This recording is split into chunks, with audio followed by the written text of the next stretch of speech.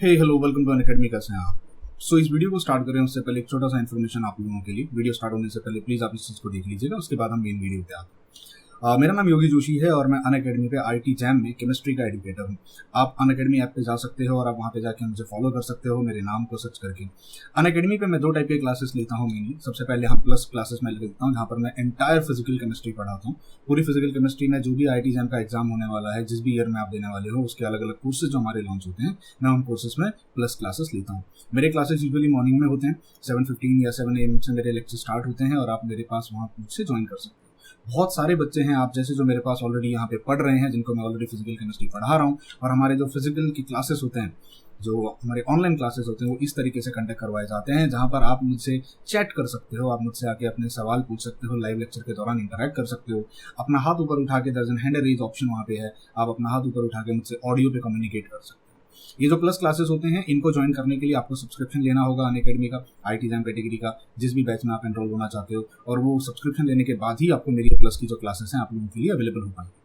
अगर आप देखना चाहते हो कि मैं कैसा पढ़ाता हूँ, किस तरीके से पढ़ाता हूँ, तो आप मेरे साथ जुड़ सकते हो मेरे स्पेशल क्लासेस में, जो कि फ्री हैं सबके लिए। प्लस का सब्सक्रिप्शन लेने से पहले आप लोग मेरे स्पेशल क्लासेस जरूर अटेंड कीजिएगा, आइएगा, देखिएगा, मेरे साथ इंटरेक्ट कीजिएगा और देखिएगा कि मैं किस तरीके से वहाँ पे पढ़ाता हूँ, आपको पढ़ाया हुआ समझ में आ रहा है कि नहीं आ रहा है। और उसके बाद आप मेरे साथ प्लस कोर्सेज में ज्वाइन कर सकते हो। जो स्पेशल क्लासेस है वो भी मेरे प्रोफाइल पे आपको मिल जाएंगी। आप मेरे प्रोफाइल पे जाओगे तो आपको वहाँ पे स्पेशल क्लासेस का पूरा आने वाली स्पेशल क्लासेस और इससे पहले जितनी भी स्पेशल क्लासेस हुई हैं वो सब आपको वहाँ पे रिकॉर्डिंग मिल जाएंगे। जब भी आप प्लस ज्वाइन करना चाहोगे, जब भी आप मेरे साथ प्लस कोर्स में आना चाहोगे, आपको वहाँ पे मैं कोड दे देता हूँ, जिस कोड को यूज करने के बाद उस समय जो भी डिस्काउंट ऑफर चल रहा होगा वो डिस्काउंट ऑफर आपको मिल जाएगा। और वो कोड है मेरा नाम, दैट इज योगी सर। आप ये कोड यूज कर सकते हो। इस कोड को यूज करने के बाद आप किसी भी कैटेगरी में, आईटी जैम हो, CSIR नेट हो, गेट हो, आईटी जेई हो या नीट हो, किसी भी कैटेगरी में अगर आप मेरा ये कोड या कूपन कोड अप्लाई करते हो, यूज करते हो, तो आपको वहाँ पे जो भी उस समय का डिस्काउंट चल रहा होगा वो आपको डिस्काउंट मिल जाएगा। आइए आते हैं मेन वीडियो पे। देखिए, जनरल ऑर्गेनिक केमिस्ट्री ये एक ऐसा टॉपिक है जो कि ना ही सिर्फ जेई नीट के लिए इंपॉर्टेंट है। ये topic IIT JAM, CSIR NET, GATE, UPSC, अब कोई भी कॉम्पिटिटिव एग्जाम दे लो, हर कॉम्पिटिटिव एग्जाम के लिए जनरल ऑर्गेनिक केमिस्ट्री आता है ना। ये जो वीडियो सीरीज मैं बना रहा हूँ, जहाँ पे मैं पहला इलेक्ट्रॉनिक इफेक्ट डिस्कस कर रहा हूँ, that is inductive effects and its application.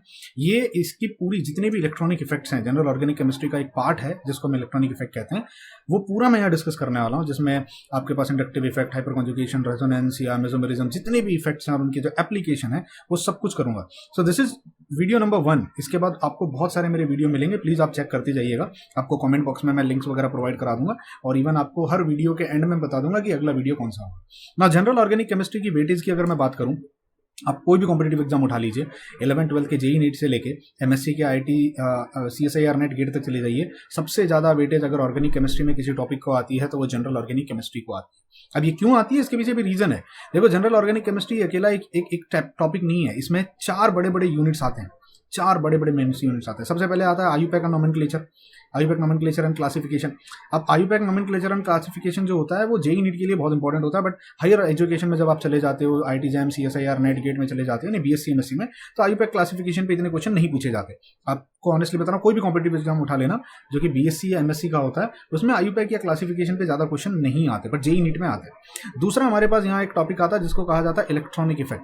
अब ये इलेक्ट्रॉनिक इफेक्ट जेई के पॉइंट ऑफ व्यू से भी इंपॉर्टेंट है और हायर एजुकेशन, यानी आप अगर आईटी जैम या CSIR नेट, गेट की बात करते हो तो वहां पर भी ये इंपॉर्टेंट है। तो हम जो स्टार्ट कर रहे हैं वो इलेक्ट्रॉनिक इफेक्ट का सीरीज स्टार्ट कर रहे हैं। जैसे आपकी कमेंट्स आएंगी, क्योंकि मैं आयुपैक और क्लासिफिकेशन इसलिए नहीं ले रहा हूँ कि जिस यूट्यूब चैनल पे ये वीडियो अपलोड हो रहा है वो IIT JAM, CSIR NET, GATE वालों के बच्चों के लिए है, उन स्टूडेंट्स के लिए। अगर आपकी कमेंट आती है कि सर हमको आयुपैक नोमेनक्लेचर भी चाहिए और क्लासिफिकेशन पे भी हमको एक वीडियो सीरीज चाहिए, तो मैं आने वाले मंथ्स में, आने वाले टाइम में आपको मैं वो क्लासिफिकेशन और आयुपैक की सीरीज भी बना के दे दूंगा। तो हम स्टार्ट इलेक्ट्रॉनिक इफेक्ट्स के साथ करेंगे। उसके बाद में आपके पास यहाँ आता है आइसोमेरिज्म एंड यहाँ एक बहुत बड़ा टॉपिक कवर होता है जिसको कहा जाता है स्टीरियो केमिस्ट्री। ये स्टीरियो केमिस्ट्री और आइसोमेरिज्म इतना इंपॉर्टेंट टॉपिक है। स्पेसिफिकली अगर मैं बात करूं स्टीरियो केमिस्ट्री की, बहुत अच्छे क्वेश्चन बनते हैं अगर आप अलग अलग कॉम्पिटिटिव एग्जाम्स की बात कर लो। इवन जो टीचिंग एलिजिबिलिटी टेस्ट होता है टेट, उसमें भी स्टीरियो केमिस्ट्री इंपॉर्टेंट होती है। आप सेट की बात कर लो, स्टेट एलिजिबिलिटी टेस्ट, नेट की बात कर लो, नेशनल एलिजिबिलिटी टेस्ट, आप गेट में चले जाओ, आईटी जैम में चले जाओ, CUET PG में चले जाओ, कोई भी कॉम्पिटिटिव एग्जाम ले लेना, स्टीरियो केमिस्ट्री एंड आइसोमेरिज्म वहाँ पे एक बहुत इंपॉर्टेंट टॉपिक होता है। उसके बाद में हमारे पास यहाँ आता है जिसको कहा जाता है एरोमेटिसिटी। अब इसमें हेट्रोसाइक्लिक केमिस्ट्री भी, हेट्रोसाइक्लिक कंपाउंड्स को भी इंक्लूड कर दिया जाता है, बट ये 4 मेन यूनिट होते हैं जो हम जनरल ऑर्गेनिक केमिस्ट्री में कवर करते हैं। हम स्टार्ट इलेक्ट्रॉनिक इफेक्ट्स के साथ करेंगे। अगर आपके कमेंट्स अच्छे आते हैं, अगर व्यूज़ मुझे अच्छे मिलते हैं इन वीडियोस के ऊपर, तो मैं आने वाले टाइम में आइसोमेरिज्म और स्टीरियोकेमिस्ट्री भी कंप्लीटली अनअकैडमी के इस यूट्यूब चैनल पे मैं कवर करवा के दूंगा। ठीक है, अब स्टार्ट करते हैं इलेक्ट्रॉनिक इफेक्ट के साथ। देखिए, सबसे पहले हम ये समझ लेते हैं इलेक्ट्रॉनिक इफेक्ट बेसिकली होते क्या। हम सबको पता है कि ऑर्गेनिक केमिस्ट्री में हमारे पास सबसे इंपॉर्टेंट होता है कि कार्बन, जो कि 4 बॉन्ड बनाता है। और कार्बन जब किसी के साथ इलेक्ट्रॉन शेयर करता है तो उन इलेक्ट्रॉन्स के ऊपर क्या फर्क पड़ता है, उन इलेक्ट्रॉन के शिफ्टिंग से क्या होता है, हम उसको इलेक्ट्रॉनिक इफेक्ट्स कहते हैं। अब इलेक्ट्रॉनिक इफेक्ट्स कितने टाइप के होते हैं और कहाँ कहाँ होते हैं, और याद रखना बहुत इंपॉर्टेंट है इलेक्ट्रॉनिक इफेक्ट्स। तो पूरी लिस्ट मैं आपको यहाँ दे देता हूँ। ये है इलेक्ट्रॉनिक इफेक्ट्स की लिस्ट, जिसको इलेक्ट्रॉन डिस्प्लेसमेंट इफेक्ट्स भी कहते हैं। अब इलेक्ट्रॉन डिस्प्लेसमेंट इफेक्ट में हमारे पास 2 टाइप के इफेक्ट्स होते हैं।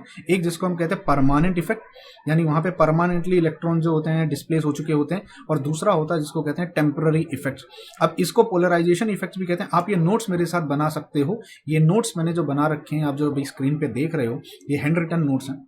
ये आपको हर कॉम्पिटिटिव एग्जाम में काम आएंगे, वो गेट हो या CSIR नेट हो या IIT एग्जाम हो या CUET PG हो। अब मैं पूरी सीरीज बना के आपको दे रहा हूँ, तो आप मुझे पॉज करके इन नोट्स को अपने आप अपने बुक्स में बनाते हुए चल सकते हो। कंप्लीट इलेक्ट्रॉनिक डिस्प्लेसमेंट इफेक्ट्स मैं यहाँ कवर करवाने वाला हूँ, तो आपका पूरा नोट्स रेडी हो जाएगा। GOC का ये एटलीस्ट 1 यूनिट का तो रेडी हो जाएगा। ठीक है, तो परमानेंट इफेक्ट्स में हमारे पास, इनको पोलराइजेशन इफेक्ट्स कहते हैं, हमारे पास 4 मेन इफेक्ट्स आते हैं। सबसे पहले इंडक्टिव इफेक्ट, फिर हाइपर कॉन्जुगेशन, फिर रेजोनेंस एंड मेसोमेरिज्म। ये 4 मेन इफेक्ट्स हैं। अगर टेम्पररी इफेक्ट की बात करूं तो 2 हैं हमारे पास, inductomeric effect and electromeric effect. अब इसके अलावा भी कुछ और इफेक्ट्स होते हैं जिनको हम अदर इफेक्ट्स कहते हैं, जैसे स्टेरिक इनहिबिशन, SIR इफेक्ट जिसको कहते हैं, SIR इफेक्ट। इसके बारे में आप लोगों ने जब हायर एजुकेशन में जाओगे तो आप देखोगे बहुत सारी जगहों पे ये मॉलिक्यूल, ये इफेक्ट यूज होता है। फिर ऑर्थो इफेक्ट, जो कि एरोमेटिक कंपाउंड्स में कई बार आपको देखने मिलेगा। मेजर प्रोडक्ट और माइनर प्रोडक्ट जो होते हैं, जो बनते हैं, उसमें ये इंपॉर्टेंट रोल प्ले करता है कि मेजर प्रोडक्ट कौन बनेगा और माइनर प्रोडक्ट कौन बनेगा, तो वहाँ ऑर्थो इफेक्ट काम आता है। तो ये कुछ हमारे पास इफेक्ट होते हैं जो बहुत इंपॉर्टेंट। अब एक चीज हमेशा याद रखना, इंडक्टिव इफेक्ट और hyper conjugation effect sigma bond पे काम करता है या सिग्मा बॉन्ड वाले इलेक्ट्रॉन्स पे काम करता है। स्पेसिफिकली इसमें इंडक्टिव इफेक्ट जो होता है वो सिग्मा बॉन्ड पे काम करता है, और हाइपर कॉन्जुगेशन जो होता है वो सिग्मा एंड पाई बॉन्ड दोनों को इन्वॉल्व करता है। उसके बाद रेजोनेंस और मेसोमेरिज्म, ये दोनों हमारे पास, रेजोनेंस स्पेसिफिकली काम करता है पाई बॉन्ड पे, और मेसोमेरिज्म हम स्पेसिफिकली यूज करते हैं जब कहीं पे lone pair of electron involve होता है। तो आपको सबसे पहले ये पता होना चाहिए कि सिग्मा बॉन्ड किसे कहते हैं, पाई बॉन्ड हम किसे कहते हैं, और लोन पेयर ऑफ इलेक्ट्रॉन हम किसे कहते हैं। अगर ये आपको समझ में आता है, इतना अगर आपको पता है, तो आप लोगों के लिए ये इलेक्ट्रॉनिक इफेक्ट्स को पढ़ना बहुत आसान हो जाएगा। अब एक चीज हमेशा याद रखना, जब भी मेरा कार्बन लेते हो आप, जब भी यहाँ पर आप कार्बन लेते हो, जैसे मान लीजिए मेरे पास एक कार्बन यहां प्रेजेंट है, कार्बन के पास जो अनहाइब्रिड ऑर्बिटल होती है, अगर मान लीजिए कार्बन मेरा sp2 हाइब्रिड ऑर्बिटल के फॉर्म में प्रेजेंट है, sp2 के फॉर्म में प्रेजेंट है, उसका एक इलेक्ट्रॉन यहां ऑर्बिटल यहां होगा, एक ऑर्बिटल यहां होगा, एक ऑर्बिटल यहां होगा, इसमें एक इलेक्ट्रॉन होगा, इसमें एक इलेक्ट्रॉन होगा, इसमें एक होगा, इसमें एक इलेक्ट्रॉन प्रेजेंट होगा। ये जो अनहाइब्रिड इलेक्ट्रॉन होता है इसको हम लोग कहते हैं पाई इलेक्ट्रॉन। ये हाइब्रिडाइजेशन का पार्ट नहीं होता है, ये याद रखना। आप देखो, मुझे इतना बेसिक ऑर्गेनिक केमिस्ट्री में घुसने की जरूरत ना पड़े कि मुझे आपको ये सिखाना पड़े कि sp2 sp3 sp हाइब्रिडाइजेशन क्या होती है। ये केमिकल बॉन्डिंग का पार्ट है। आप जब GOC पढ़ना स्टार्ट करते हो तो GOC से पहले ऐसा एक्सपेक्ट किया जाता है कि एटलीस्ट आपको केमिकल बॉन्डिंग आनी चाहिए। अगर आपको केमिकल बॉन्डिंग नहीं आती है, आपको हाइब्रिडाइजेशन नहीं पता है, आपको ज्योमेट्री एंड स्ट्रक्चर्स नहीं पता है, तो आप इलेक्ट्रॉनिक डिस्प्लेसमेंट या जनरल ऑर्गेनिक केमिस्ट्री नहीं पढ़ सकते। वो पढ़ने के लिए आपको केमिकल बॉन्डिंग का बेसिक्स आना बहुत जरूरी होता है। ठीक है, तो अब एक एक करके स्टार्ट करते हैं। सबसे पहले हम बात करते हैं इंडक्टिव इफेक्ट के बारे में। ये पूरा वीडियो इंडक्टिव इफेक्ट को डेडिकेटेड होगा। अगला वीडियो हाइपर कॉन्जुगेशन और उसके एप्लीकेशन पे होगा। तो वीडियोस लंबे हो सकते हैं, हो सकता है, मुझे नहीं पता ये वीडियो कितने टाइम का बनेगा, पर वीडियोस लंबे होंगे ताकि आपका पूरा एक इफेक्ट एक ही वीडियो में कवर हो जाए, मल्टीपल वीडियोस आपको ना देखना पड़े। ठीक है, अब एक और बड़ी बात, जब भी आप कभी किसी मॉलिक्यूल की स्टेबिलिटी की बात करोगे, जब भी आपके पास कोई ऑर्गेनिक मॉलिक्यूल आता है और हमको ये बताना होगा कि वो स्टेबल है कि नहीं स्टेबल है, वो कौन से पैरामीटर्स हैं जिनके बेसिस पे हम स्टेबिलिटी बताएंगे। तो सबसे पहले हम देखते हैं उसकी एरोमेटिसिटी, क्या मेरा मॉलिक्यूल एरोमेटिक है कि नहीं है। तो एरोमेटिसिटी हमारा पहला, अब देखो आपको मैंने यहाँ बताया ना ऑलरेडी, यहाँ अगर आप देखोगे मैंने कहा था एरोमेटिसिटी नाम का एक अलग से अपना एक टॉपिक होता है जिसको हम पढ़ते हैं, aromatic, non aromatic, anti aromatic, Huckel rule, ये जो हम पढ़ते हैं। ठीक है, तो एरोमेटिसिटी हमारा पहला क्राइटेरिया होता है। उसके बाद में आता है हम रेजोनेंस और मेसोमेरिक इफेक्ट देखते हैं, क्या वो उस मॉलिक्यूल में रेजोनेंस हो रहा है, क्या वो मॉलिक्यूल मेसोमेरिज्म दिखा रहा है। फिर हमारे पास आता है हाइपर कॉन्जुगेशन, और फाइनली हमारे पास सबसे लास्ट आता है इंडक्टिव इफेक्ट। तो ये चारों इफेक्ट में याद रखना, इंडक्टिव इफेक्ट्स को हम लास्ट प्रेफरेंस देते हैं। हम इंडक्टिव इफेक्ट को लास्ट में देखते हैं। अगर हाइपर कॉन्जुगेशन भी वहां पर हो रहा है और इंडक्टिव इफेक्ट भी हो रहा है तो हम हाइपर कॉन्जुगेशन को रेफर करेंगे उसकी स्टेबिलिटी को प्रेडिक्ट करने के लिए। अगर वो मॉलिक्यूल एरोमेटिसिटी दिखा रहा है तो एरोमेटिसिटी को पहली प्रेफरेंस मिलती है। आई होप यहां तक लॉजिक समझ में आया। ठीक है, अब आगे बढ़ते हैं। देखिए बेसिकली अगर मैं आपसे कहूं कि इंडक्टिव इफेक्ट होता क्या है, तो बेसिकली इंडक्टिव इफेक्ट कुछ नहीं होता। आपके पास आपका कार्बन होता है, वहां पे वो कार्बन सिग्मा बॉन्ड बनाता है किसी मॉलिक्यूल के साथ, किसी एटम के साथ, और ये जो सिग्मा बॉन्ड होता है जो कि एक्सियल ओवरलैप होता है, अगर मेरा ये मॉलिक्यूल हाईली इलेक्ट्रोनेगेटिव है, अगर ये मेरा मॉलिक्यूल हाईली इलेक्ट्रोनेगेटिव है, अब मैं बहुत एंट्रेंस ओरिएंटेड बता रहा हूं आपको, ये molecule most of the time अगर नाइट्रोजन है, ऑक्सीजन है, फ्लोरीन है, कुछ केसेस में अगर ये सल्फर है, कुछ केसेस में अगर ये क्लोरीन है, मोस्ट ऑफ द टाइम ऐसा देखा गया है कि अगर ये 5 मॉलिक्यूल्स में से nitrogen, oxygen, fluorine, sulphur, chlorine, इन मॉलिक्यूल, इन एटम्स में से अगर ये कोई भी एक एटम प्रेजेंट हो यहाँ पे, तो ये हाईली इलेक्ट्रोनेगेटिव काम करेगा। ये क्या करेगा, कार्बन से इलेक्ट्रॉन को अपनी तरफ खींचने की कोशिश करेगा। अब जब ये कार्बन से इलेक्ट्रॉन को अपनी तरफ खींचेगा तो कार्बन के ऊपर कौन सा चार्ज आ जाएगा, कार्बन पर आ जाएगा पॉजिटिव चार्ज, क्योंकि वहां से वो इलेक्ट्रॉन शिफ्ट हो गया है। शिफ्टिंग ऑफ इलेक्ट्रॉन होती है, वो भी कौन से इलेक्ट्रॉन की होती है, सिग्मा इलेक्ट्रॉन की होती है। कार्बन पे पॉजिटिव चार्ज आया तो ये कार्बन इस कार्बन के सिग्मा बॉन्ड को अपनी तरफ खींचने की कोशिश करेगा, तो यहां पर भी पार्शियल पॉजिटिव चार्ज डेवलप हो जाएगा। ये कार्बन इस कार्बन से अपनी तरफ खींचने की कोशिश करेगा, यहां पर भी पार्शियल पॉजिटिव चार्ज डेवलप हो जाएगा। ऐसे करते करते इस एक एटम की वजह से 4 कार्बन तक आपको ये पॉजिटिव चार्ज डेवलप होता हुआ दिखाई देगा। पर सबसे ज्यादा इफेक्ट किस पे पड़ेगा, सबसे ज्यादा इफेक्ट इस वाले कार्बन पे पड़ेगा जिसके साथ वो ऑलरेडी अटैच्ड है। इस इफेक्ट में अगर आप देखोगे तो आपका जो सिग्मा इलेक्ट्रॉन है वो पोलराइज हो चुका, सिग्मा बॉन्ड पोलराइज हो चुका है, और पोलराइज इस तरीके से हो गया है कि जो इलेक्ट्रोनेगेटिव एलिमेंट होता है उसकी तरफ इलेक्ट्रॉन का शिफ्टिंग हो गया। ये इफेक्ट एक परमानेंट इफेक्ट होता है। अब ये परमानेंट इफेक्ट इसलिए होता है कि कल को अगर ये बॉन्ड टूटता है, मान लीजिए कल को अगर ये बॉन्ड टूटता है और एक्स यहां से निकलता है, तो एक्स अकेला नहीं निकलेगा, वो इस कार्बन के इलेक्ट्रॉन को अपने साथ लेके निकलेगा, जिसको मैंने यहां पर नीचे एक्सप्लेन करने की कोशिश की। देखिए इस तरीके से मेरे पास 4 कार्बन की सीरीज है जिसके साथ एक्स लगा हुआ है। इस एक्स ने, ये एक्स कुछ भी हो सकता है, मैंने आपको ऑलरेडी नाम बता दिए ये एक्स कौन हो सकता है। मोस्ट ऑफ द केसेस में जो एक्स होता है, मोस्ट ऑफ द केसेस में ये एक्स हमारा कौन होता है, नाइट्रोजन होता है, ऑक्सीजन होता है, फ्लोरीन होता है, सल्फर होता है, या तो फॉस्फर होगा। बहुत सारे केसेस में फॉस्फर भी नहीं होता, हम क्लोरीन को ले लेते हैं। कुछ केसेस में फॉस्फर को भी हम कंसिडर करते हैं। अब आने वाले केसेस में हम देखेंगे कैसे हम इसको कंसिडर करते हैं। अगर ये एक्स आपके पास कोई एलिमेंट है, एक्स मतलब हेलोजन नहीं है यहाँ पे, एक्स मतलब कोई भी एक एलिमेंट है यहाँ पे, ये इलेक्ट्रॉन को छीनेगा। इलेक्ट्रॉन जो होते हैं वो एक्स की तरफ है, कल को अगर बॉन्ड यहां से टूटेगा, ये एक्स दोनों इलेक्ट्रॉन को अपने पास रख लेगा और यहां से निकल जाएगा। जब निकलेगा, इस टाइप के बॉन्ड ब्रेकिंग को हम कहते हैं हेटेरोलिटिक फ्यूजन। हेटेरोलिटिक फ्यूजन का मतलब क्या होता है कि दोनों बॉन्ड के जो 2 इलेक्ट्रॉन थे वो दोनों इलेक्ट्रॉन एक एलिमेंट लेके चला गया और इस कार्बन के ऊपर आ जाएगा पॉजिटिव चार्ज, और वो बन जाएगा मेरा अनायन, आयन बन जाएगा, और ये बन जाएगा कटायन। इसको हम कहते हैं कार्बोकटायन, क्योंकि कार्बन के ऊपर पॉजिटिव चार्ज बना है, कार्बन कटायन बन गया है। हम कहेंगे देखो मेरे पास क्या बन गया है, कार्बोकटायन बन गया, कार्बन पे पॉजिटिव चार्ज आ गया। एग्री करते हो? इसीलिए इसको परमानेंट इफेक्ट कहा जाता है कि अगर ये इफेक्ट कहीं आपको देखने मिलता है, इंडक्टिव इफेक्ट, इसका मतलब कल को अगर वो बॉन्ड टूटेगा भी तो एक्स जो होगा वो अपना इलेक्ट्रॉन लेके निकल जाएगा और कार्बन के ऊपर पॉजिटिव चार्ज आ जाएगा। अब इसमें जैसे आपने हेटेरोलिटिक फ्यूजन पढ़ा, वैसे ही एक होमोलिटिक फ्यूजन भी होता है। होमोलिटिक फ्यूजन में क्या होता है कि मान लीजिए अगर दोनों एलिमेंट सेम पावर के हैं, ये कार्बन भी और ये कार्बन भी, और कल को अगर बॉन्ड टूटता है तो तेरा इलेक्ट्रॉन तेरे पास, मेरा इलेक्ट्रॉन मेरे पास। ये देखो एरोज में डिफरेंस देख रहे हो आप, यहाँ पे दोनों एरो, ये दो सब कुछ एक तरफ था, यहाँ पे ये हाफ एरो है, हाफ इस तरफ है और हाफ ये एरो इस तरफ है। इसका मतलब यहाँ पे क्या हुआ है, होमोलिटिक फ्यूजन हुआ है। यहाँ से तेरा इलेक्ट्रॉन तेरे पास, मेरा इलेक्ट्रॉन मेरे पास, मुझे इस तरीके की स्पीशीज मिलेगी। ये कार्बन अलग हो गया, इस कार्बन का इलेक्ट्रॉन इसके पास। ऐसे स्पीशीज जिनके पास अपना अपना इलेक्ट्रॉन वापस आ गया है, हम उनको रेडिकल्स कहते हैं। आई होप यहां तक का लॉजिक आपको समझ में। इंडक्टिव इफेक्ट समझा? इंडक्टिव इफेक्ट कुछ नहीं होता, जो इलेक्ट्रोनेगेटिव स्पीशीज होती है वो सिग्मा बॉन्ड के इलेक्ट्रॉन को अपनी तरफ खींचने की कोशिश करती है। अब देखो यहां से इस इफेक्ट का एप्लीकेशन क्या है, और इस इफेक्ट को हम समझते कैसे हैं। ठीक है, अब सबसे पहले आपको ये चीज समझना है, इंडक्टिव इफेक्ट 2 तरीके से काम करता है। इट्स नॉट ऑलवेज अबाउट कि वो खींचेगा। देखो अगर मेरा एक्स एलिमेंट वहां से इलेक्ट्रॉन को खींच रहा है तो कार्बन इलेक्ट्रॉन को जाने दे रहा है। अगर कार्बन भी बोले नहीं मैं नहीं जाने दूंगा, कार्बन भी कहे नहीं मैं नहीं जाने दूंगा, तो इंडक्टिव इफेक्ट काम नहीं करेगा। जैसे हम रेडॉक्स रिएक्शन में पढ़ते हैं कि अगर सोडियम ने इलेक्ट्रॉन ट्रांसफर किया है और तो क्लोरीन ने लिया है, Na+ बन गया और Cl- बन गया।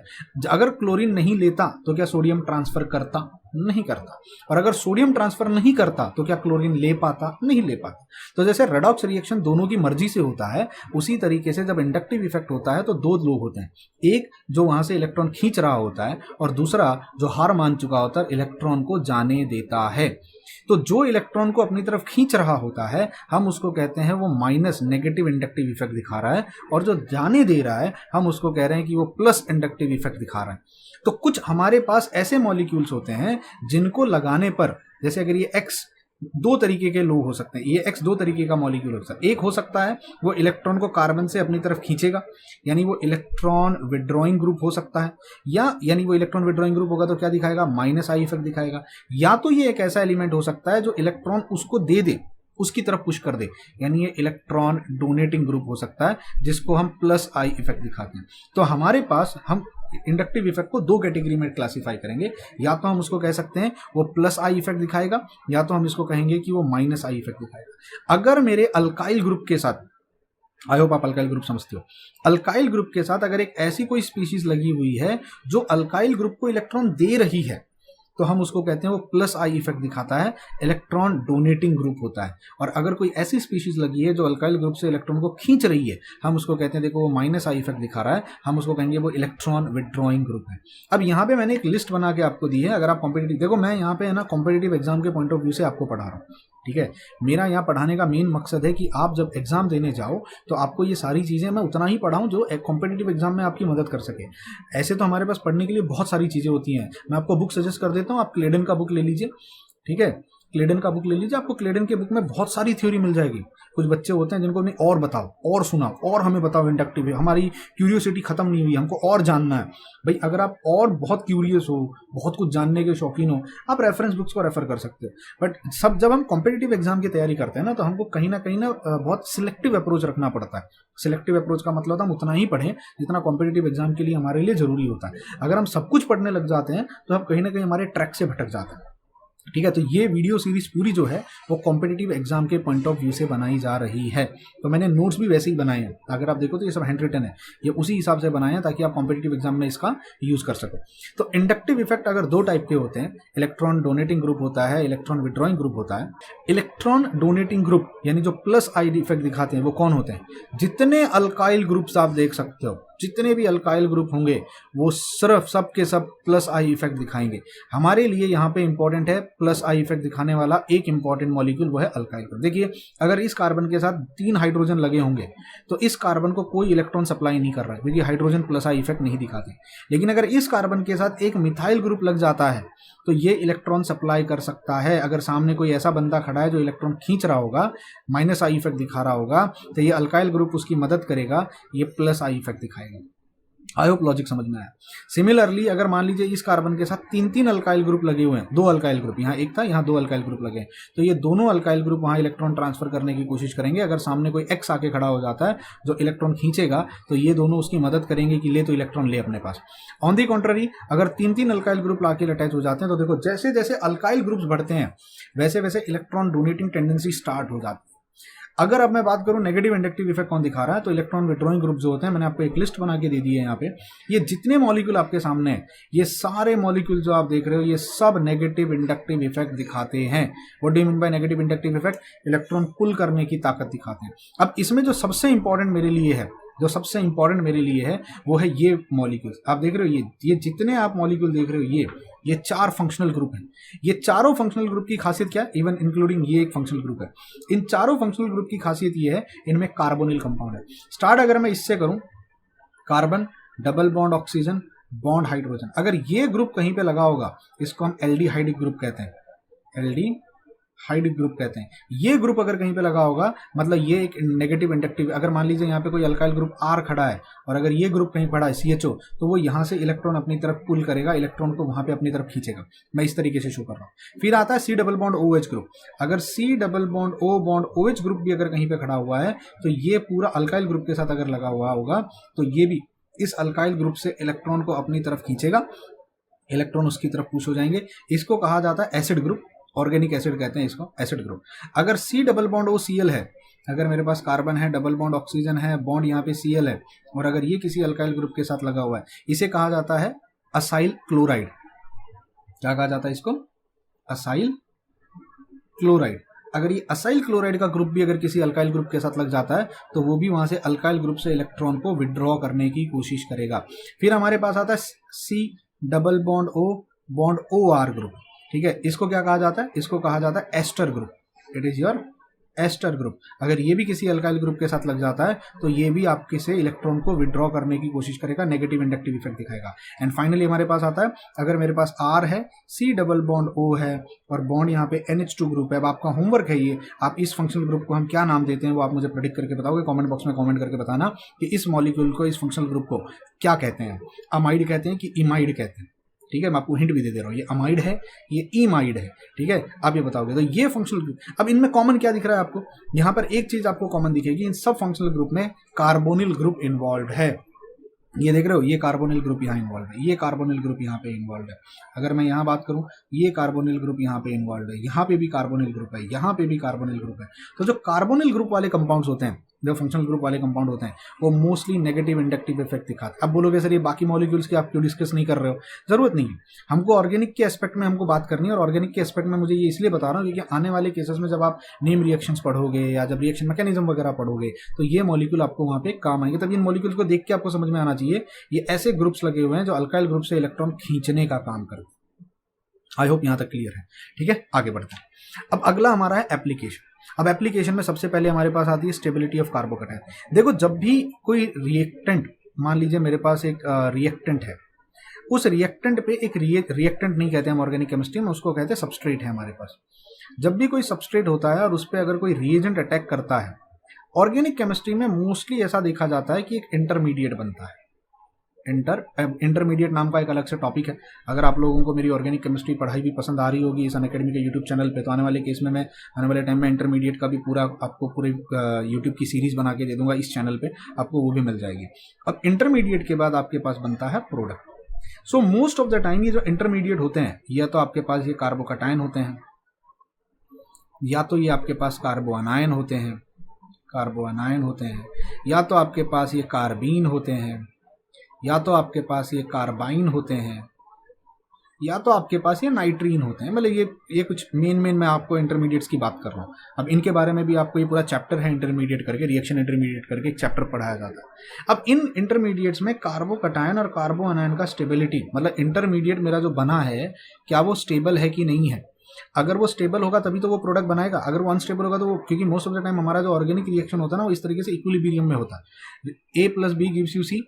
अगर C अनस्टेबल है तो दोबारा रिटर्न आ जाएगा, कुछ टाइम उसको वहां रुकना पड़ेगा तभी तो वो आगे जाके रिएक्ट करेगा ना। तो इसीलिए इंटरमीडिएट्स का स्टेबिलिटी बहुत इंपॉर्टेंट हो जाता है। एंड नॉट ओनली इंटरमीडिएट, ये कार्बोकैटायन कार्बोआनायन का स्टेबिलिटी इस ऑर्गेनिक के पॉइंट ऑफ व्यू से इंपॉर्टेंट है। एसिडिटी और बेसिसिटी ऑर्डर को समझने के लिए भी हमको कार्बोकैटायन का स्टेबिलिटी, कार्बोआनायन का स्टेबिलिटी बहुत इंपॉर्टेंट रोल प्ले करता है, ठीक है। अब कैसे करता है देखो, मैं इसको भी समझा देता हूँ। अब मैं आपको अगर कल को कहता हूँ मेरे पास एक अल्कोहल है, मेरे पास है R bond O bond H। कल को कुछ ऐसा हो जाता है कि ये अल्कोहल यहाँ से टूट जाता है, H यहाँ से टूट जाता है और मुझे यहाँ पे मिल जाता है R bond O with a negative charge और यहाँ पर मिल जाता है H+X। तो ये अल्कोहल जो है जिसके पास एक अल्काइल ग्रुप लगा हुआ है, क्या ये एसिडिक है? क्या एलिफेटिक अल्कोहल, जब हम इसकी एसिडिक स्ट्रेंथ की बात करेंगे, अब ये प्राइमरी अल्कोहल हो सकता है, ये सेकेंडरी अल्कोहल हो सकता है, ये टर्शियरी अल्कोहल हो सकता है, इसकी जब मैं एसिडिक स्ट्रेंथ की बात करूंगा तो मुझे ये बहुत इंपॉर्टेंट हो जाएगा कि क्या मेरा ये जो अनायन यहाँ बना है, अल्कोक्सी अनायन जो बना है मेरे पास, क्या ये स्टेबल है? अगर ये अनस्टेबल होगा तो ये फिर से H+ आयन को वापस ले लेगा और इक्विलिब्रियम फिर से पीछे चला जाएगा। इसीलिए इस कार्बो अनायन, इस अनायन की स्टेबिलिटी मेरे लिए बहुत इंपॉर्टेंट रोल प्ले करती है। सिमिलरली जब आपसे मैं बात करता हूँ कार्बोकैटायंस के बारे में, अगर मैं आपसे बात करूँ तो हमारे पास कुछ ऐसे मॉलिक्यूल्स होते हैं। अब हम आएंगे जब एप्लीकेशन पे आना स्टार्ट करेंगे, देखो कार्बोकैटायन, कार्बोआनायन, कार्बोक्सिलिक एसिड की स्टेबिलिटी की बात करेंगे, तो हमको कार्बोकैटायन और कार्बोआनायन की स्टेबिलिटी हमारे लिए कभी कभी ऑर्गेनिक रिएक्शन में भी हेल्प करती है और कभी कभी वो हमको एसिडिक स्ट्रेंथ और बेसिक स्ट्रेंथ को प्रेडिक्ट करने में भी हेल्प करती है। अब कार्बोकैटायन मतलब, अब देखो सबसे पहले तो आपको एक चीज समझनी है, कोई भी स्पीशीज स्टेबल कब होती है, आप इस चीज को समझिएगा। स्टेबिलिटी का मतलब क्या होता है? स्टेबिलिटी का मतलब होता है कि आपका वहां पे चार्ज जो होगा वो डिस्ट्रीब्यूट हो जाना चाहिए, चार्ज डिस्ट्रीब्यूट हो जाना चाहिए। जिसका चार्ज डिस्ट्रीब्यूट हो गया वो ज्यादा स्टेबल है। अगर मान लीजिए मेरे पास कार्बन के ऊपर पॉजिटिव चार्ज है, मतलब कार्बोकैटायन बना है, तो मुझे यहां पर ऐसे लोग चाहिए, मुझे यहां पर ऐसे लोग चाहिए स्टेबिलिटी के लिए जो उसको इलेक्ट्रॉन सप्लाई कर सके।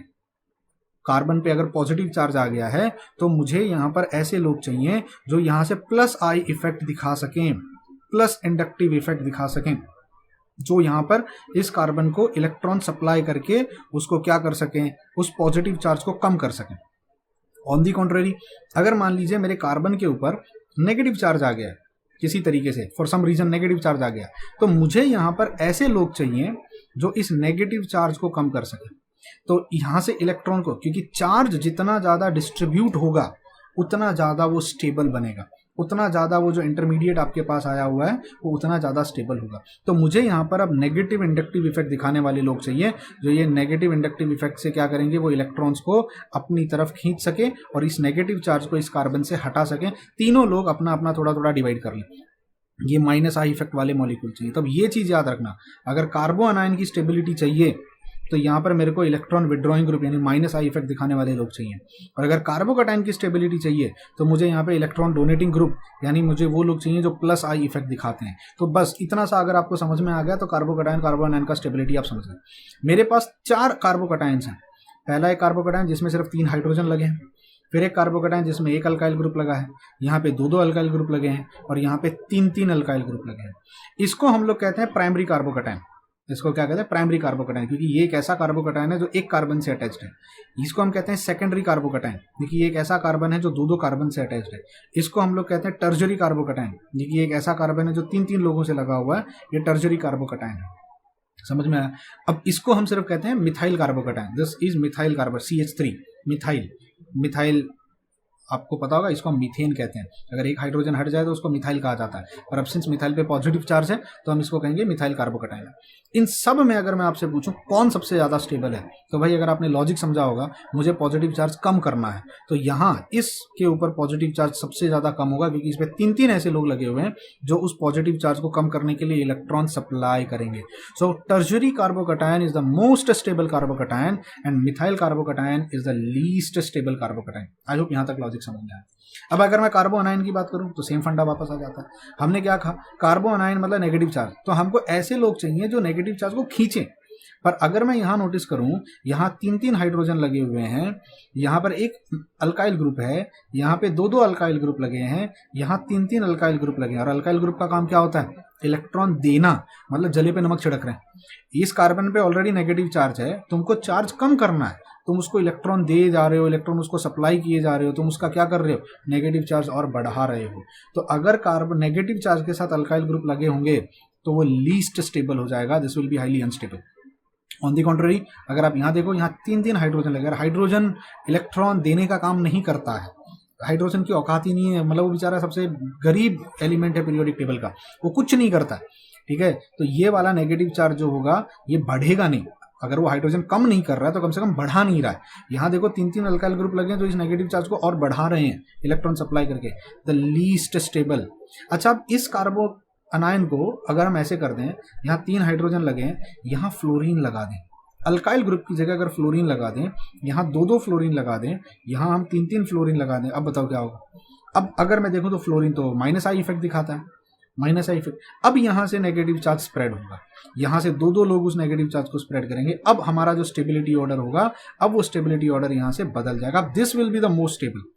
तो सिंपल लॉजिक याद रखना है, नेगेटिव चार्ज है तो मुझे माइनस आई इफेक्ट वाला बंदा चाहिए, पॉजिटिव चार्ज है तो प्लस आई इफेक्ट वाला बंदा चाहिए। नेगेटिव चार्ज है माइनस आई मतलब जो इलेक्ट्रॉन को खींचे, तभी वो इसको स्टेबल कर पाएगा। और अगर पॉजिटिव चार्ज है तो ऐसा बंदा चाहिए जो इलेक्ट्रॉन वहां पे सप्लाई करे, तभी वो उसको स्टेबल कर पाएगा। उम्मीद करता हूं यहां तक का लॉजिक आपको अब तक समझ में आया होगा। अगर कार्बोकैटायन और कार्बो अनायन का स्टेबिलिटी आपको समझ में आ गया है तो अब हम आगे बढ़ सकते हैं और अब हम डिस्कस करते हैं एसिडिटी ऑफ कार्बोक्सिलिक एसिड। अब मुझे बताओ कार्बोक्सिलिक एसिड बेसिकली क्या होता है। R C double bond O bond H, ये कार्बोक्सिलिक एसिड होता है। अब जब मैं एसिडिटी की बात कर रहा हूं तो याद रखना ये वाला जो हाइड्रोजन है ना, इसको हम कहते हैं रिप्लेसेबल, यानी ये छोड़ के जा सकता है। तो यहाँ H प्लस है, ये H यहाँ से निकल सकता है, इसीलिए हम इसको कहते हैं ये एसिड है। अगर कल को मान लीजिए यहाँ से ये H प्लस निकल जाए तो मेरे पास क्या बचेगा, R C double bond O minus charge बचेगा और मुझे यहाँ पर मिलेगा H प्लस R। अब ये H प्लस को एक्सेप्ट कर सकता है, अगर ये एसिड है तो ये जो अनायन है मेरे पास, ये जो मेरे पास कार्बोक्सी अनायन बना है, इसको हम कहते हैं ये हमारे पास बेस बन गया। अब मेरा बड़ा सवाल क्या है, ये एसिड स्ट्रॉन्ग है कि नहीं है, ये पता कैसे चलेगा। देखो ऑर्गेनिक केमिस्ट्री में जब हम एसिड बेस की स्ट्रेंथ देखते हैं ना, तो एसिड की स्ट्रेंथ देखनी हो तो हम एसिड को नहीं देखते, उसका कॉन्जुगेट बेस देखते हैं। इसको हम कहते हैं कॉन्जुगेट एसिड बेस पेयर। ये जो दो है यहाँ पे, ये जो एसिड बेस आपको दिख रहे हैं, ये एक एसिड है और ये इसका बेस है, इसको कहते हैं conjugate acid base pair. Lowry Bronsted theory के हिसाब से कॉन्जुगेट एसिड बेस पेयर कहते हैं इसको, ठीक है। एक एसिड है जिसमें H लगा हुआ है, एक बेस है जिसमें H निकला हुआ है। अब अगर मुझे कहना है कि ये एसिड स्ट्रॉन्ग है, ये एसिड स्ट्रॉन्ग कब होगा, जब ये वीक होगा। ये वीक कब होगा, जब ये स्ट्रॉन्ग होगा। मतलब अगर ये अनायन H प्लस आयन को वापस बुला लेता है तो फिर मेरा इक्विलिब्रियम कहाँ चला जाएगा, फिर से पीछे चला गया। मतलब जैसे ही H प्लस गया, उस ऑक्सीजन ने उसको वापस बुला लिया, अरे तो फिर ये एसिड काहे का एसिड हुआ, H प्लस को जाने ही नहीं दे रहा है, तो ये वीक एसिड हो जाएगा, क्योंकि बेस स्ट्रॉन्ग है। स्ट्रॉन्ग बेस का मतलब क्या होता है, जो H प्लस आयन को खींच ले। अगर मेरा बेस बहुत स्ट्रॉन्ग है, वो H प्लस आयन को वापस खींच लेगा, तो फिर ये एसिड नहीं बनेगा, क्योंकि ऑक्सीजन उस H प्लस को जाने ही नहीं दे रहा है। वो नेगेटिव चार्ज जैसे ही उस पर आता है, वो फिर से H प्लस को खींच लेता है। अगर मेरा बेस वीक है, मतलब मेरा बेस का जो ऑक्सीजन है वो H प्लस को खींच ही नहीं पा रहा है, हाँ, तो अब H प्लस भाग के जा सकता है, मतलब अब मेरा एसिड स्ट्रॉन्ग बनेगा। तो याद रखना, अगर आपका एसिड वीक होता है तो उसका जो कॉन्जुगेट बेस होता है वो क्या होता है, वो स्ट्रॉन्ग होता है। सो आई होप आपको इतना समझ में आया होगा कि एसिड और बेस का जो स्ट्रेंथ है वो हम कैसे देखते हैं। अगर मुझे एसिड का स्ट्रेंथ देखना होगा तो हम उसकी कॉन्जुगेट बेस को देखते हैं कि कॉन्जुगेट बेस उसका स्ट्रॉन्ग है कि नहीं है, ठीक है। अगर इतना क्लियर हो गया होगा तो अब हम आगे बढ़ते हैं। आई होप इससे पहले आपको कार्बोकैटायन और कार्बोनायन का स्टेबिलिटी आपको अच्छे से समझ में आ गया होगा कि कैसे हम कार्बोकैटायन की स्टेबिलिटी या कार्बोनायन की स्टेबिलिटी पढ़ते हैं। देखो मोस्ट ऑफ द टाइम आप जितने भी ऑर्गेनिक कंपाउंड पढ़ोगे ना, या ऑर्गेनिक केमिस्ट्री में एसिड बेस की स्ट्रेंथ जब मोस्टली आप जब डिस्कस करते हो तो हम कार्बोकैटायन और कार्बोनायन की स्टेबिलिटी के बारे में ही डिस्कस करते हैं, ठीक है। अब सबसे पहला हमारा एप्लीकेशन आता है कार्बोक्सिलिक एसिड का एसिडिटी। जैसे मैंने आपसे बताया कि हम जब भी किसी एसिड की बात करेंगे तो हम उसका बेस पहले देखते हैं, उसका जो कॉन्जुगेट बेस होगा। ये जैसे हमने यहाँ पे अल्कोहल ये लिया, ये आपका कार्बोक्सिलिक एसिड है, RC डबल बॉन्ड OH, इसका बेस अगर ये स्टेबल है तो H प्लस दोबारा नहीं आएगा। ये स्टेबल है, यानी ये अगर वीक, स्टेबल मतलब वीक, अगर वो स्टेबल है तो वो वीक है। अब यहाँ ये मत कंफ्यूजन क्रिएट करना, स्टेबल मतलब स्ट्रॉन्ग होता है। स्ट्रेंथ और स्टेबिलिटी आपको मैं बता चुका हूँ ऑलरेडी, इन्वर्स चलती है। रीजन क्या है, अगर ये स्टेबल है तो ये H प्लस आयन को नहीं खींचेगा। अगर H प्लस आयन को नहीं खींचेगा, इसका मतलब इक्विलिब्रियम कहाँ होगा, फॉरवर्ड डायरेक्शन में होगा। अगर ये वीक है, अगर ये स्टेबल नहीं है, तो ये स्ट्रॉन्ग होगा, तो ये H प्लस आयन को वापस ले लेगा और फिर से रिटर्न चला जाएगा। इसका मतलब आपका ये वीक हो जाएगा। तो जैसे फॉर एग्जांपल हम कार्बोक्सिलिक एसिड की एसिडिटी के बारे में जब डिस्कस करते हैं ना, कार्बोक्सिलिक एसिड में हमारे पास क्या बनता है, कार्बोक्सिलेट अनायन बनता है। हमको ये चेक करना है कि क्या ये कार्बोक्सिलेट अनायन जिस पे ऑक्सीजन पे नेगेटिव चार्ज है, क्या ये स्ट्रॉन्ग है कि वीक है। वो स्ट्रॉन्ग कब होगा, जब इसका जो ये नेगेटिव चार्ज है ये रिटर्न ना चला जाए। अगर इसके नेगेटिव चार्ज को डिस्पर्स कर लिया गया, अगर इस ऑक्सीजन के नेगेटिव चार्ज को पीछे कोई खींच लेता है तो H प्लस आयन उस पर अटैक नहीं कर पाएगा और आपका इक्विलिब्रियम फॉरवर्ड डायरेक्शन में रहेगा, मतलब मेरा एसिड स्ट्रॉन्ग रहेगा। अगर ये ऑक्सीजन का नेगेटिव चार्ज डिस्पर्स नहीं होता है, वो वहीं एक्यूमुलेटेड रहता है, उसको कोई खींच नहीं पाता है, तो H प्लस आयन दोबारा आके अटैक कर लेगा और मेरा इक्विलिब्रियम पीछे चला जाएगा। इसका मतलब मेरा एसिड जो होगा वो क्या होगा, वीक होगा। तो कार्बोक्सिलिक एसिड का स्ट्रेंथ हम उसके अनायन को देखकर प्रेडिक्ट करते हैं। अब जैसे फॉर एग्जाम्पल मैं आपको बता दूं, अब कार्बोक्सिलिक एसिड में आपके पास कोई भी अल्काइल ग्रुप लग सकता है।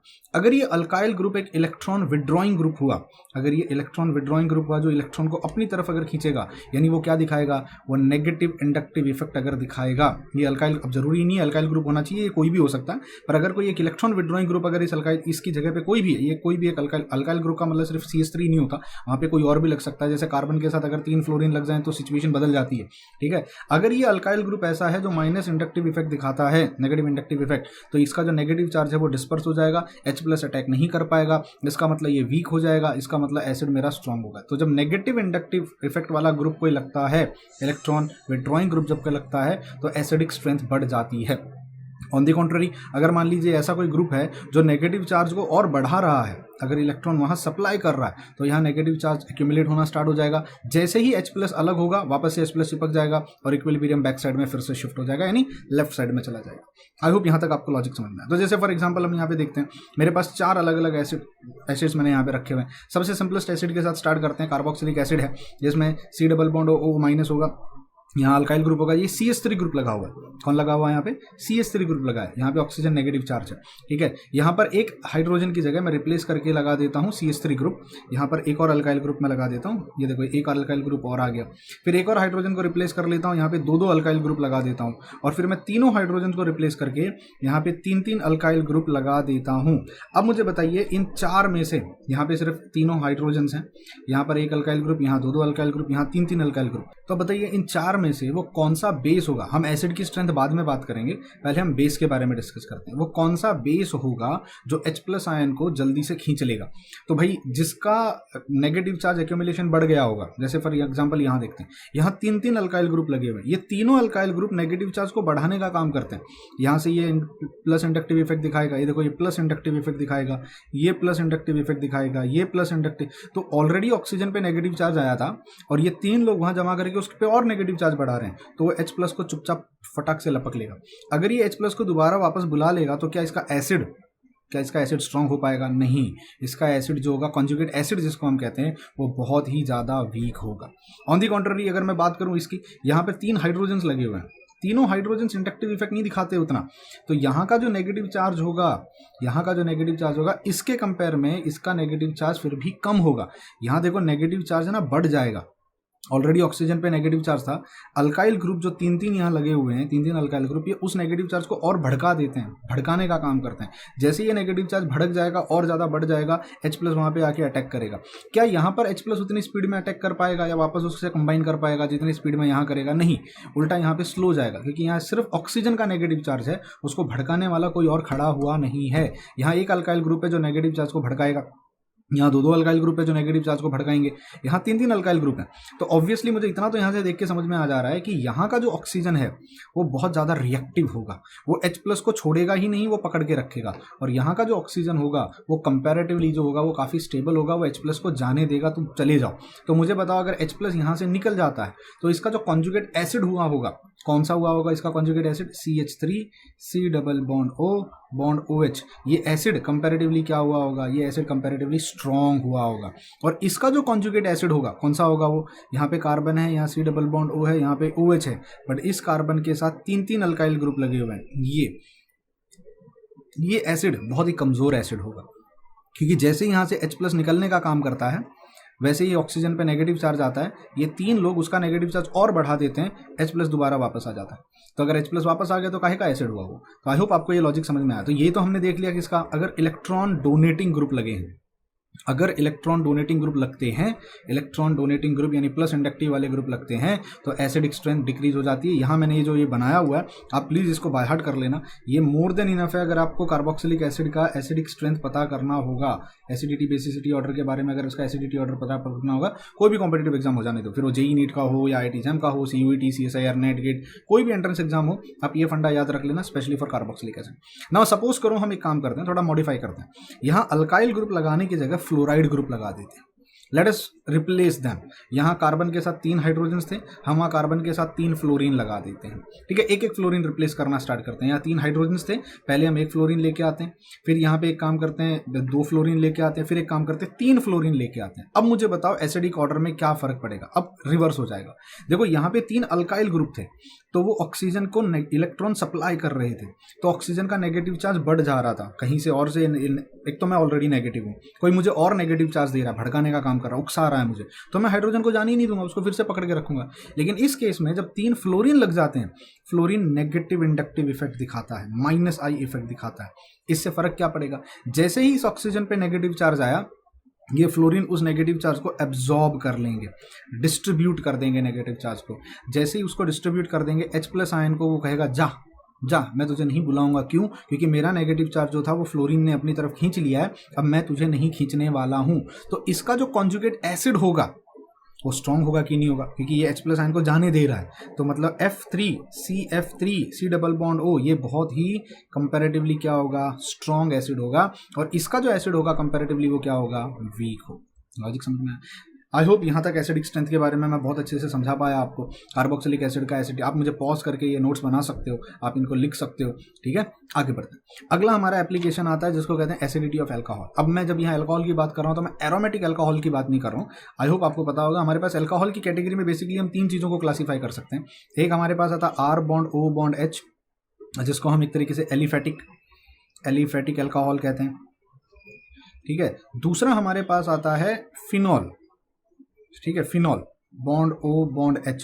हम फिनॉल्स की बात नहीं करेंगे, ठीक है। हम फिनॉल, और एक एरोमेटिक अल्कोहल आता है, जैसे मान लीजिए अगर मैं इस तरीके से बात करूं, ये है और यहाँ पे C है और यहाँ पर OH लगा हुआ है, तो ये एरोमेटिक अल्कोहल है। ये फिनॉल है, ये एरोमेटिक अल्कोहल है, ठीक है, और ये एलिफेटिक अल्कोहल है। अब हम फिनॉल की और एरोमेटिक अल्कोहल की डिस्कशन यहाँ पे नहीं करेंगे फिलहाल, क्योंकि यहाँ पे रेजोनेंस मैटर करता है। अगर आप देखोगे यहाँ पे तो कॉन्जुगेटेड सिस्टम हमारे पास आ जाता है। हम सिर्फ एलिफेटिक अल्कोहल की डिस्कशन यहाँ पे करते हैं। अब मुझे पता है एलिफेटिक अल्कोहल का डिस्कशन भी सेम होगा। ये एसिड होगा कि नहीं होगा, ये डिपेंड करेगा कि जब RO- बनेगा और H+ अलग हो जाएगा तो क्या ये हाइड्रोजन को दोबारा रिप्लेस कर बुला पाता है कि नहीं बुला पाता। अगर ये हाइड्रोजन को दोबारा बुला लेगा, इसका मतलब क्या होगा, रिएक्शन बैकवर्ड चला जाएगा, तो ये स्ट्रॉन्ग नहीं होगा। और अगर ये नहीं बुला पाता है तो रिएक्शन फॉरवर्ड डायरेक्शन में होगा, तब ये स्ट्रॉन्ग होगा। तो आप जब एलिफेटिक अल्कोहल की बात करते हो तो अल्कोक्साइड जो हमारे पास बनता है, ये जो अनायन हमारे पास बनता है, इसको हम अल्कोक्साइड अनायन कहते हैं। इसमें अगर इलेक्ट्रॉन विड्रॉइंग ग्रुप लगे हैं, इलेक्ट्रॉन विड्रॉइंग ग्रुप जो इलेक्ट्रॉन को अपनी तरफ खींचेंगे, तो ऑक्सीजन का चार्ज डिस्पर्स हो जाएगा। H+ अटैक कर पाएगा क्या? नहीं कर पाएगा। तो इसका मतलब ये क्या हो जाएगा, स्ट्रॉन्ग। तो नेगेटिव ग्रुप अगर जब लगता है, -I इफेक्ट वाले ग्रुप जब लगते हैं तो एसिडिटी बढ़ जाती है। आई होप लॉजिक समझ में आया, ठीक है। अगर आप देखो अल्कोहल में भी हमने सेम फंडा यूज किया और कार्बोक्सिलिक एसिड में भी हमने सेम फंडा यूज किया। नेगेटिव ग्रुप लगा, एसिडिक स्ट्रेंथ बढ़ गई, नेगेटिव ग्रुप लगा, एसिडिक स्ट्रेंथ बढ़ गई। तो जितने भी हमारे पास जितने भी ऑर्गेनिक एसिड्स हैं, अगर उनमें कहीं पर भी एक नेगेटिव इंडक्टिव ग्रुप लग जाता है, -I वाला ग्रुप अगर लग जाता है, इलेक्ट्रॉन विड्रॉइंग ग्रुप, तो उनकी एसिडिटी ऑलमोस्ट इंक्रीज ही होती है। आई होप समझ में आ रहा है। जैसे फॉर एग्जांपल हमने यहाँ पे, मैंने कुछ एग्जांपल्स बना के रखे हुए हैं। जैसे यहाँ पे मेरे पास ये एक नॉर्मल अल्कोहल है, CH3 bond OH methyl alcohol जिसको हम कहते हैं, ठीक है। अब यहाँ मैं एक एक करके रिप्लेस करता हूँ। पहले तो इस हाइड्रोजन को रिप्लेस कर देता हूँ फ्लोरीन के साथ, और फिर एक और हाइड्रोजन को रिप्लेस कर देता हूँ एक और फ्लोरीन के साथ। अब मुझे बताओ एसिडिक स्ट्रेंथ में क्या फर्क पड़ेगा। एसिडिक स्ट्रेंथ में अब आप देख के बता सकते हो, फ्लोरीन है तो इलेक्ट्रॉन को अपनी तरफ खींचेगा, बॉन्ड तोड़ना आसान हो जाएगा, H+ निकल के चला जाएगा। दो फ्लोरीन है तो H+ को, जैसे ही H+ वहाँ छोड़ के चला जाएगा, ऑक्सीजन के ऊपर नेगेटिव चार्ज डेवलप होगा, वो स्टेबलाइज कर देगा। मतलब आप ऐसे भी समझ सकते हो, फ्लोरीन ऑक्सीजन की हेल्प करता है हाइड्रोजन को तोड़ने में, जाने में। तो एसिडिक स्ट्रेंथ यहाँ पे बढ़ती है। लेकिन अगर हाइड्रोजन की जगह मैं मिथाइल ग्रुप लगा देता हूँ, दो मिथाइल ग्रुप लगे, तो मिथाइल ग्रुप ऑक्सीजन को हेल्प नहीं करते, उल्टा वो ऑक्सीजन को इलेक्ट्रॉन सप्लाई करके कहते हैं हाइड्रोजन तू जाना मत, हम ऑक्सीजन को नेगेटिव चार्ज सप्लाई करेंगे, तू वहीं पे डटे रहना। तो यहाँ पर एसिडिक स्ट्रेंथ क्या हो जाएगी, घट जाएगी। तो आई होप ये चार्ट समझाना मेरे लिए अब आसान है, ठीक है। मैं यहाँ पे आप लोगों को कुछ एग्जांपल्स ये छोड़ के जा रहा हूँ, आपको मुझे इनमें बताना है कि इनके अंदर क्या ये एसिडिक, इनमें कौन सा वो होगा जो ज़्यादा एसिडिक स्ट्रेंथ शो करेगा। ये आपका होमवर्क है, प्लीज़ आप इसको सॉल्व करके देखिए। ये तीनों मिथाइल अल्कोहल, इथाइल अल्कोहल, फिर अगर आप यहाँ देखो तो 3 कार्बन वाला है ये, ठीक है, प्रोपाइल अल्कोहल, फिर आप देखो तो 1 2 3 4 5 पेंटाइल अल्कोहल, ठीक है। आपको मुझे बताना है कि जैसे जैसे कार्बन का नंबर बढ़ता है, जैसे देखो यहाँ पे 1 कार्बन है, यहाँ 2 कार्बन है, यहाँ 3 कार्बन है, यहाँ पे 1 2 3 4 कार्बन है, आपको मुझे 5 कार्बन है। आपको मुझे बताना है कि जब कार्बन का नंबर बढ़ेगा तो क्या एसिडिक स्ट्रेंथ पे कोई फर्क पड़ेगा। देखो यहाँ पे कार्बन का नंबर फिक्स था, एक ही कार्बन था, यहाँ एक ही कार्बन था, बस अल्काइल ग्रुप बढ़ रहा था। ये 1 कार्बन फिक्स था, बट अल्काइल ग्रुप 2 बढ़ रहे थे यहाँ पे, उसी कार्बन के साथ 2 ब्रांचिंग आ रही थी। बट मेरा अब यहाँ पे आपसे सवाल ये होगा कि अगर लीनियरली कार्बन बढ़ते हैं, जैसे यहाँ पर ये कार्बन है, इसके साथ दूसरा कार्बन है, फिर तीसरा कार्बन है, फिर चौथा कार्बन है, फिर 5वां कार्बन है, हम ब्रांचिंग की बात नहीं कर रहे हैं। यहाँ पे यही एक ही कार्बन था, उस कार्बन के साथ चेन नहीं बढ़ी है। यहाँ पे अगर आप देखो तो ये कार्बन के साथ यहाँ एक उसके हाइड्रोजन को सिर्फ रिप्लेस किया गया है। आपको मुझे कमेंट सेक्शन में ये बताना है कि अगर कार्बन का नंबर बढ़ता है, चेन बढ़ती है, तो क्या एसिडिक स्ट्रेंथ पे कोई फर्क पड़ेगा कि नहीं पड़ेगा, ठीक है। तो आई होप अल्कोहल का एसिडिटी आपको समझ में आया होगा, अल्कोहल का एसिडिटी हम कैसे निकालते हैं। अगला हमारा एप्लीकेशन आता है जिसको हम कहते हैं अमाइन का बेसिसिटी। अब देखो अमाइंस के केस में हमारे पास आता है नाइट्रोजन। अब यहाँ पर भी दो अमाइन आते हैं, एक तो हमारे पास आता है एलिफेटिक अमाइन, एलिफेटिक, और एक हमारे पास आता है एरोमेटिक अमाइन। एरोमेटिक अमाइन का बेस्ट एग्जांपल है एनिलीन, जैसे यहाँ पे ये है, और अगर मैं यहाँ पे NH2 लगा देता हूँ, NH2, ठीक है, यहाँ पे नाइट्रोजन 3 बॉन्ड बनाता है, यहाँ पर भी नाइट्रोजन 3 बॉन्ड बनाएगा। देखो 2 बॉन्ड उसने हाइड्रोजन के साथ बनाए होंगे एनिलीन के केस में, ये आपका एनिलीन है, ठीक है, और ये आपका एलिफेटिक है। अब यहाँ कोई भी हो सकता है, बट याद रखना नाइट्रोजन के पास एक लोन पेयर ऑफ इलेक्ट्रॉन होता है, लोन पेयर ऑफ, यहाँ पर भी नाइट्रोजन के पास एक लोन पेयर ऑफ इलेक्ट्रॉन होगा। अब ये बेसिक होगा कि नहीं होगा, इसका हम बेसिक स्ट्रेंथ पता कर रहे हैं। ये डिपेंड करता है कि लोन पेयर ऑफ इलेक्ट्रॉन कितने आसानी से डोनेट किया जा सकता है। हम इनको कहते हैं ल्यूइस बेस। ल्यूइस बेस वो होते हैं जो लोन पेयर ऑफ इलेक्ट्रॉन को डोनेट कर सकते हैं। तो यहाँ पे lone pair of electron donate करने की बात हो रही है, तो ये किस पे डिपेंड करेगा। सोचो अगर यहाँ पे कोई ऐसा ग्रुप लग जाता है, ऐसा कोई ग्रुप लग जाता है जो प्लस आई इफेक्ट दिखाता है, प्लस आई इफेक्ट दिखाता है। What do you mean bye plus I effect दिखाता है, जो इलेक्ट्रॉन सप्लाई करता है। तो अगर वो इलेक्ट्रॉन सप्लाई कर रहा है तो lone pair of electron donate करना आसान हो जाएगा, क्योंकि यहाँ पे इलेक्ट्रॉन डेंसिटी बढ़ गई नाइट्रोजन के ऊपर। ऑन दी कॉन्ट्ररी अगर कोई ऐसा ग्रुप लगा है जो माइनस आई इफेक्ट दिखा रहा है, माइनस आई इफेक्ट दिखा रहा है, तो इसका लोन पेयर ऑफ इलेक्ट्रॉन जो होगा उसका डेंसिटी कम हो जाएगा, क्योंकि वो lone pair of electron bound हो जाएगा, यहाँ पे माइनस आई इफेक्ट खींच लेगा, तो इसका जो बेसिक स्ट्रेंथ है वो घट जाएगा। तो अमाइंस के केस में हमको सिर्फ ये देखना है कि आपके अमाइन के साथ आर ग्रुप कौन सा लगा हुआ है। अगर आर ग्रुप एक इलेक्ट्रॉन डोनेटिंग ग्रुप है तो बेसिक स्ट्रेंथ बढ़ेगी, वो अपना लोन पेयर ऑफ इलेक्ट्रॉन आसानी से उसको देगा, ये आसानी से इसको लोन पेयर ऑफ इलेक्ट्रॉन देगा। अगर कोई नेगेटिव इंडक्टिव ग्रुप है, माइनस आई ग्रुप अगर लगा हुआ है, इलेक्ट्रॉन विड्रॉइंग ग्रुप, तो वो लोन पेयर ऑफ इलेक्ट्रॉन आसानी से दे नहीं पाएगा। बस इतना सा आपको यहाँ पे संभालना। तो अब ये भी बड़ा आसान हो गया देखना, it is also quite simple. आप इसको भी आसानी से देख सकते हो कि इलेक्ट्रॉन, इसका भी सिंपल फंडा याद रख सकते हो। प्लस आई इफेक्ट है अगर कहीं पे तो बेसिसिटी बढ़ेगा, माइनस आई इफेक्ट है तो बेसिसिटी घटेगा। तो जो ये मैं कॉर्नर में लिख के रख रहा हूँ ना, ये आप कहीं पे नोट डाउन करके रख लीजिए। This is the most important part, ये कहीं पे नोट डाउन करके रख लीजिए। कल को जब आप रिवीजन करने बैठोगे तो आपको यहाँ से समझ में आना चाहिए कि क्या हो रहा है। आई होप क्लियर है। अब मैं नीचे आपको कुछ एग्जांपल्स देके जा रहा हूँ। अभी आपका होमवर्क है, ये मॉलिक्यूल्स आपके सामने है, आपको मुझे बताना है अमोनिया से लेके जब हम यहाँ नीचे चले जाते हैं बेसिक स्ट्रेंथ बढ़ती है कि बेसिक स्ट्रेंथ कम होती है, बेसिसिटी बढ़ती है कि कम होती है, पहला। दूसरा, अगर ब्रांच चेन बढ़ता है, जैसे यहाँ पे एक ही कार्बन लगा है नाइट्रोजन के साथ, यहाँ पे 2 कार्बन लगे हैं, 1 2 3 कार्बन, यहाँ पे 2 कार्बन लगे हैं, यहाँ पे कार्बन का, इनमें बेसिक स्ट्रेंथ पे क्या फर्क पड़ता है अगर चेन बड़ी होती है। इन दोनों मॉलिक्यूल्स में फर्क है। यहाँ पे अगर आप देखो नाइट्रोजन के साथ एक हाइड्रोजन कम होते जा रहा है, मतलब डायरेक्ट नाइट्रोजन पे अल्काइल ग्रुप आके अटैच कर रहा है, ठीक है। और यहाँ नाइट्रोजन के साथ हाइड्रोजन अभी भी दो ही हैं, नाइट्रोजन 2 ही हैं, सॉरी हाइड्रोजन 2 ही हैं, बस उसका चेन बड़ा हो रहा है। तो आपको मुझे ये बताना है अगर चेन बड़ा होता है तो बेसिसिटी पे क्या फर्क पड़ता है, और यहाँ पे जब हाइड्रोजन्स कम होते हैं तो बेसिसिटी पे क्या फर्क पड़ता है, ठीक है।